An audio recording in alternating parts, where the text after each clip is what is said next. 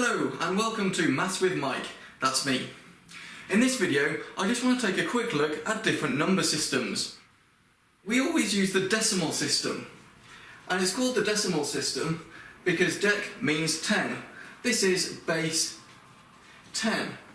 And in school we're always taught that if we've got a number, let's say we've got 3,489, we're taught that this digit on the end is the units digit, and then here we've got the tens, here we've got the hundreds, and here we've got the thousands. And that's often abbreviated to a T, an H, a T, and a U, or sometimes a TH there, thousands, and so on. And that's what we're used to, and it makes sense to us. We're taught that way so well that it just becomes in our head. We can read that as 3,489, and we know what that means. We know that that's going to be quite big, and it's really useful when it comes to measurements. For example, if you've got that many centimetres, 3,489 centimetres, then our system of measurement says that that also means we've got 34.89 metres. Or we can even move the decimal point further back, and we've got 0.03489 kilometres. And so we can play around with all these things, just moving this little dot here called the decimal point. And it's called the decimal point because we're using base 10, which is decimal. But then if you've done anything with computers, you'll be using binary. And I find that actually as you grow up through school, you kind of want to play around with binary because it seems all cool and it's what the geeky people do, and you want to give it a go. And it's all zeros and ones, and so it might seem easier. On one hand it is easier, on another hand it's a bit more complicated. For example, that number, which looks like 101, but it isn't. And in order to work out what it is, we need to work it out with binary. So, let's have a look with base 10 with decimal. These are our units, so those are the ones that we're counting. The next one is the tens. The next one over is the hundreds, and then the thousands. And it's all to do with the base 10. And if you've seen any of my videos on indices, you'll realise that the base, if you've got two numbers, x to the power y, well the x is the base and the y is the power. So it's dealing with this number here being the number 10. And that's what it is. 10 is just 10 to the power 1, 100 is 10 to the power 2, and 1,000 is 10 to the power 3. And if we go further back, the units is 10 to the power 0, which of course anything to the power 0 is 1. And if you've got a decimal point, then the next digit over, let's put a 7 in there, the next digit over would be 10 to the power of minus 1. 10 to the power of minus 1 is 1 over 10, 1/10, or our tenths column. So that would be tenths. And then you'd have hundredths, thousandths, and so on. And the number here would just be minus 2, minus 3, minus 4, and so on. And that works because it's base 10. Now let's look at binary. Binary is base 2. And that means that we've still got our units here, but the next one over is base 2. So that's going to give us 2 to the power 1, and this is going to give us 2 to the power 2.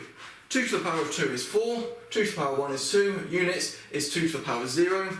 Okay, so 101 here is what it looks like because we're used to using decimal, but actually we've got one unit, we've got no 2's, and we've got one 4. 4 added to 1 gives us 5. So that's actually the number 5 in decimal.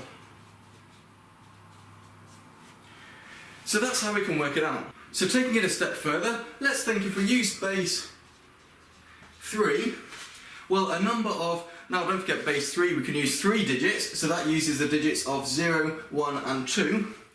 So we could have a number of 211 is what it looks like in decimal, but it's not 211. It will actually be a much smaller number because we're using a lower base than 10. So again, we've got our units, which is 3 to the power 0. We've then got our 3 to the power 1, and we've got our 3 to the power 2.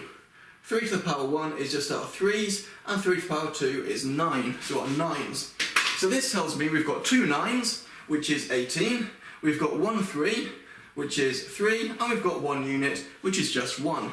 18 add 3 gives us 21, add 1 gives us 22. So that's 22 in base 10, 211 in base 3. And it works like that with anything. If you want to use base 7, for example, we could have, so this uses 7 digits, remember, so we've got all the way up to digit number 6, so we could have a 5, 4, 6, 2. Looks like 5,462, but let's see what it is. So this is our 7 to the power 0, or our units, 7 to the power 1, or our sevens, 7 to the power 2s, which is 49, and 7 to the power of 3. My arrow's getting a bit dodgy now, which is 343. There's sevens, and there's our units.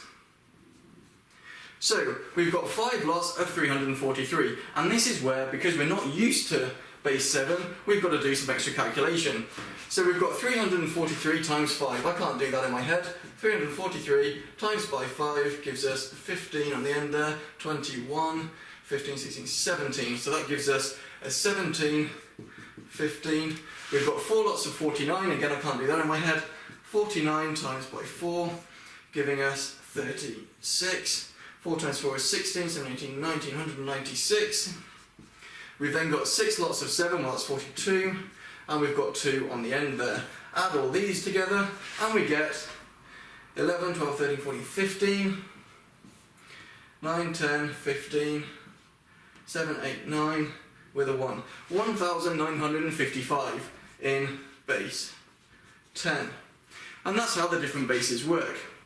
Now some of the bases have names. Base 2 is binary, other bases, base 10 is decimal, base 16 is hexadecimal, base 12 is duodecimal, base 8 is octal, and if you understand a bit about the names, and you understand a bit about how the different bases work, you may begin to understand the mathematical joke that mathematicians get confused that Christmas, December the 25th, is the same as Halloween, which is October the 31st.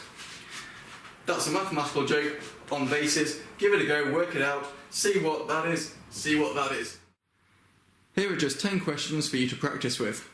For the first 5, I've given you a number and I've told you what base it is, and you have to convert it to decimal, our usual numbering system.